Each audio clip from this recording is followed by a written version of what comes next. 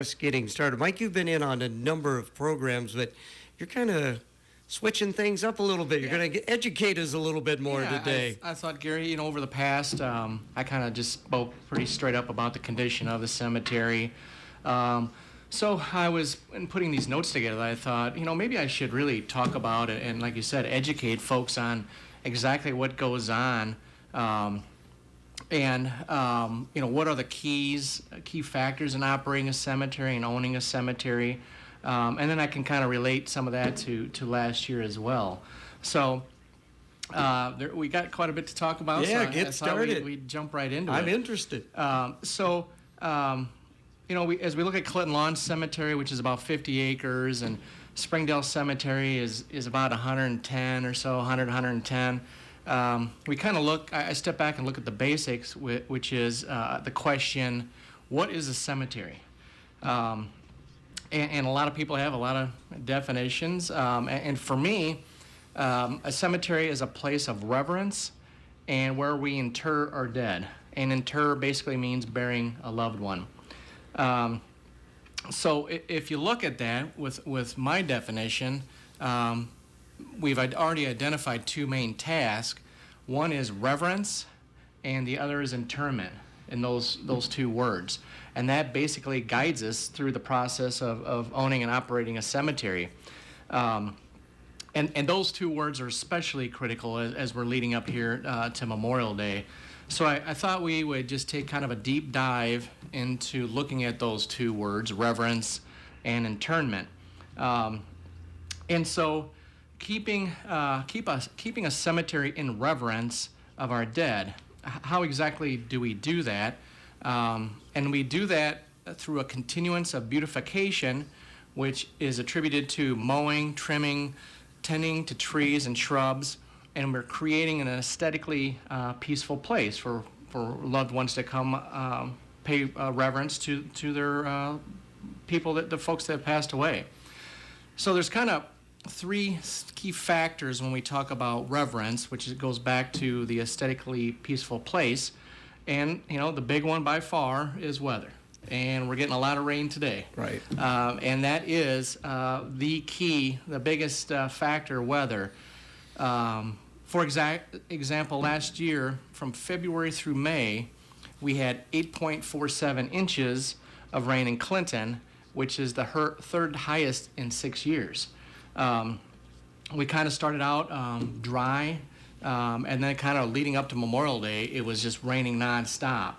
And we would get, we would work one day, and then we'd get 2 days of rain. And one of the key things is, especially at Springdale, when it rains, when it stops at Springdale, we can't just start again. Because of those hills. So we almost have to wait another day of good weather for it to dry out.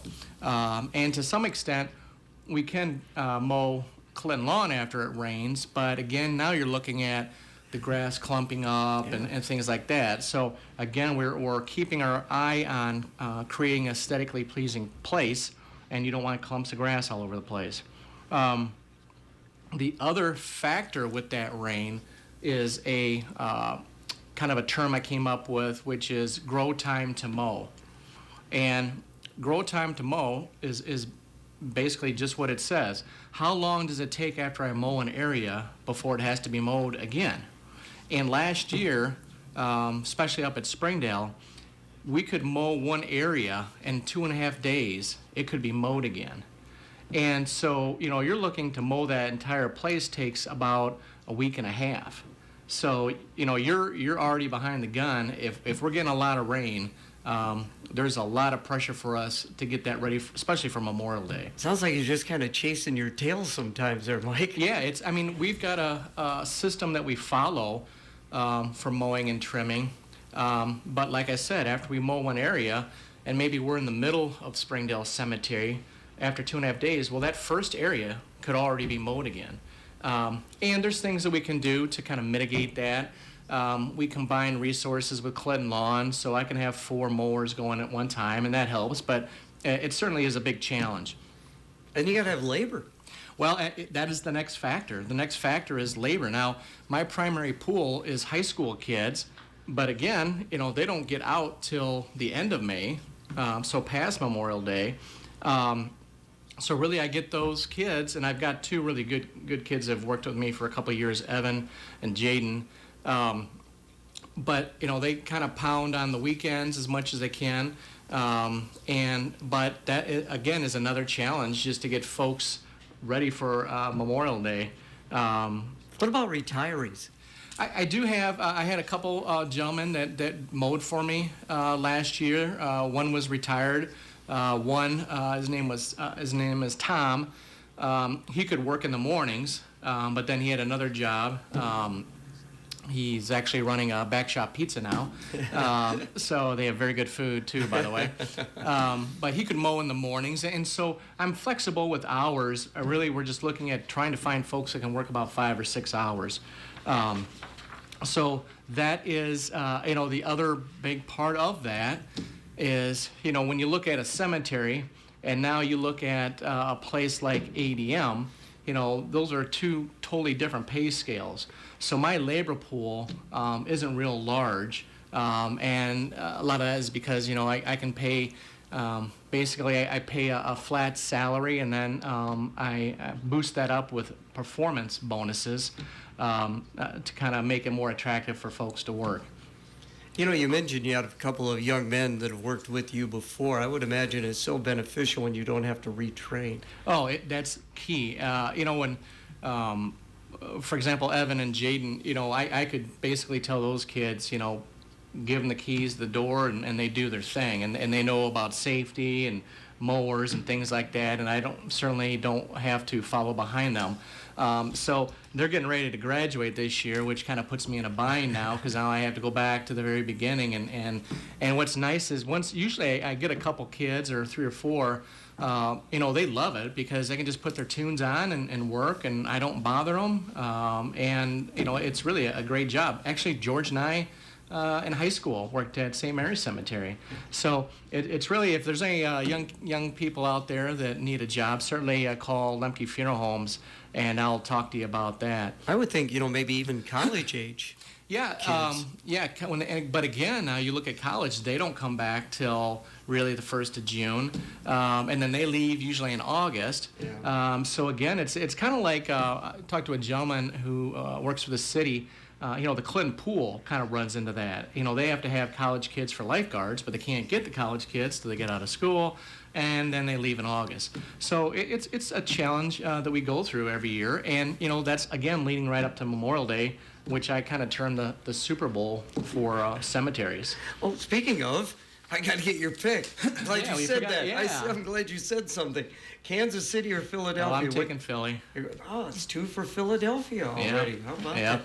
Okay, well, we got more to talk about. We're going to take a break for the weather, and then we'll get back to that second point, that second word that you want to talk about. Yep, sounds good. Your future isn't just a dream. All right, very good. It's within After reach. this commercial, Listen to how Eastern Iowa Community Colleges is transforming lives. EICC helped me, a nervous and unsure first-generation student, thrive in a college environment. EICC has close ties with local employers. I made connections and landed a job immediately after finishing my classes. I used to feel anxious about the future.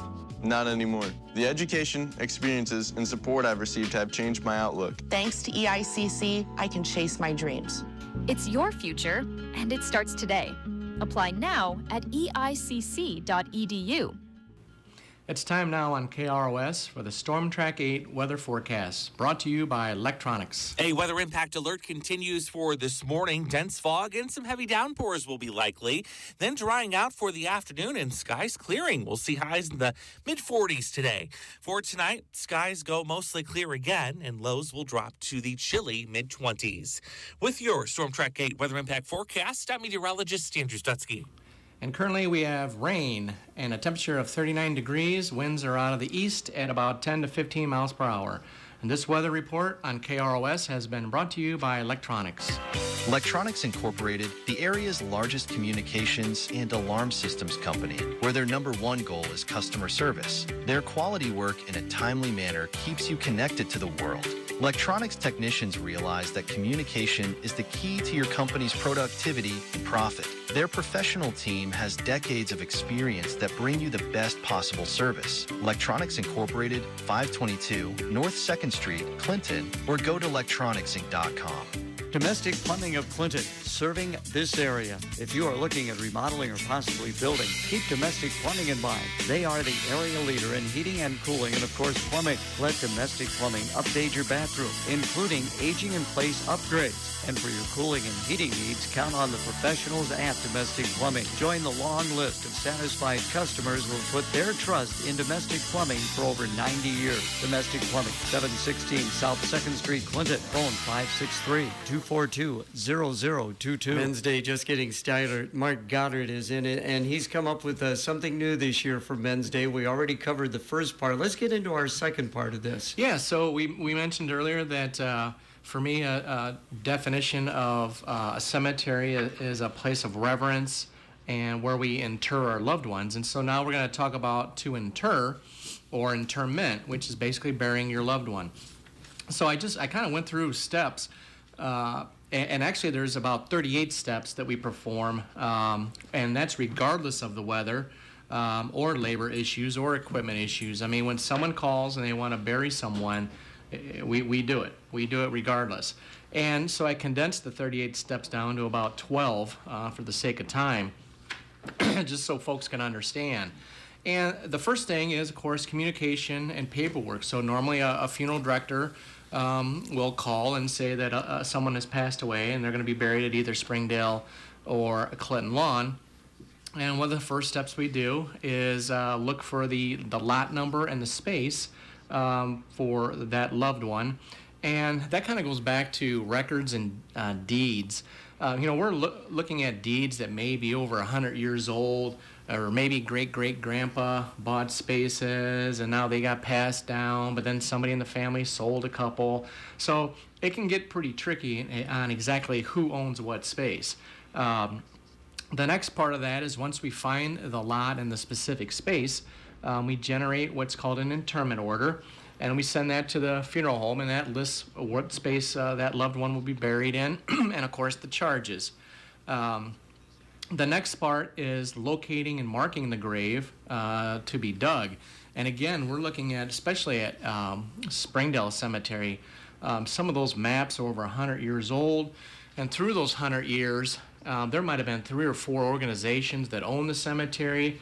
I mean, there's folks that are buried facing north and south and east and west. There's a German section there, and a couple other different sections there. So it can get pretty tricky just trying to locate the grave itself. And then of course there's record keeping and logging that we do. We have to plan and schedule someone to dig the grave. They come in with a little mini excavator to dig the grave, or if it's a cremation, we will hand dig the grave, and I usually do that. If it's a traditional burial and we're using an excavator, which is a contractor, I'll go back and verify that they in fact dug in the right spot. Then on the day of the burial, we have to set up the vault device, the tent, the chairs, and prepare for the funeral to come. And then, of course, after the funeral, we have to close the grave. I monitor the grass growth, put grass seed on it, and monitor its growth. And then we follow up then, if the family wants to buy a tombstone or a cemetery marker, we have to design that and work with the families on that. And then, of course, install the marker when it arrives. And then we always have the X factor then of the weather. If it's snowing or raining, or if it's 115 degrees, it kind of takes a toll on executing those steps. But these are steps that we have to do. I've had people ask me over the course of my 16 years, why do I even want to do this? Why deal with the weather and the labor issues, the equipment issues, old maps, tricky cemetery landscape? and the occasional complaint. And my reply is, I never once told my dad growing up that I wanted to own or operate a cemetery. That was the absolute furthest thing from my mind. However, my dad instilled in me that whatever I plan to do, I must always do it to the best of my ability, regardless of the situation or the surrounding noise. Somehow my amazing life's journey has brought me here, and I deeply understand my task at hand, and I deeply understand these two words, reverence and internment. And I hold an unwavering responsibility to serve those families who are to be buried at Clinton Lawn Cemetery or Springdale Cemetery, or just to seek me out as a funeral director or as an owner of Lemke Funeral Homes. And I'm compelled to do the very best while I'm here during my life's journey in the present and the here and now. Very good. I think you answered a lot of questions people may have about what you do for a living and what Lemke Funeral Home all has to offer with, Clinton Lawn Cemetery as well as Springdale Cemetery. Very well done. Yeah, thank you. Head of the class. I'll give you an A+ on that one, Mike. Thank you. You got a song that we got to play, right? Yeah, we're going to do Norman Greenbaum's Spirit in the Sky. Goddard in studio. We're going to wrap things up with him on today's program. Again, great program, excellent preparation. Way to be. Yeah, I wish, maybe next year, I don't know if we could ever do this, but it would be nice to take calls from people that have questions, because people, the whole thing is just educating people. Like before Memorial Day, if I could wiggle my nose and make everything beautiful, I would certainly do it. But there's all these factors that come into play, and we're at the mercy at some of those. But I guess my point, and especially that last little part I said there, I am compelled to do my very best while my life's journey is present in the here and now. So as long as I'm at the helm of the ship, we're going to try our very best to get things ready for Memorial Day. Of course, we're going to have the ladies in also in 4 weeks. Yeah, and the other thing I was going to say is, I don't do these steps obviously by myself. We have a great crew down there. Tina, of course, has been doing it since the get-go, and my daughter Michelle, and Jordan Schroeder is down there as well. And my youngest daughter, Mariah, helps out as well. So, it's a team effort, and it's a lot of work. And I was just going to give a quick shout out for Memorial Day. Yeah. Monday, May 26th is Memorial Day. So we don't put flags on veterans' graves because it's too much for us to do, because the veterans are scattered, of course, especially up at Springdale, all over the place. But we do provide flags. So if someone would like a flag to put on their loved one's grave, their veteran's grave, please feel free to stop in. And also, please join the veterans, the MVETs, during their annual remembrance service at Lemke Funeral Home South on Memorial Day. And I think that's usually... and they'll come out with the date, or the time. It's usually 10 or 11 o'clock on Memorial Day, and they have a wonderful remembrance of those veterans who passed away the year earlier. And of course, coming up soon is spring cleanup, which is March 17th. It's going to be Monday when we begin, so I'm giving folks that weekend, if they have decorations they'd like to keep, come out and take those decorations before we get going with the cleanup. So we got about a minute or so left in the program. Again, thank you so much for coming in today, Mike. So, you've gone over so much, but what are the main things that you would really like people to know about what you do with Lemke Funeral Home and the cemeteries? Yeah, just that we are very hard at work. When folks call and say they have questions about the grass growing, or you can rest assured that we are on it. And if I have to pull everybody from the office to help, that's what we do. I take this incredibly personal. It's my job. It's been my journey here the last 15 years following the passing of George. And, I kind of owe a lot of this to George to kind of keep on with what he started. So I am deeply honored to help, and I am laser focused on doing that. So what's the day look like for the rest of the day for you? You look so nice today. Yeah, I did dress up for you, but I didn't wear a tie. But, just the normal routine. This is actually kind of the lull seasonal wise. Of course, thankfully there's no snow. We do need the rain. So we have a couple funerals coming up that we're attending to. And, this is the year where we're ordering markers, and markers will start arriving that we'll have to put in the spring. So really this is the time when we're kind of gearing up. I'm getting equipment ready and things of that nature. Again, thank you so much. Absolutely. It was a pleasure. Hi, I'm Dr. Mindy of Cornerstone Family Dentistry. At Cornerstone, we are proud to call ourselves a true family dental office, caring for all ages from infants to elderly. We also offer a number of services that you don't usually find in a family-based office, such as implants, root canals, and extractions. We can also help you with dental anxiety. Everyone is nervous about going to a dentist, but here at Cornerstone Family Dentistry, we pride ourselves in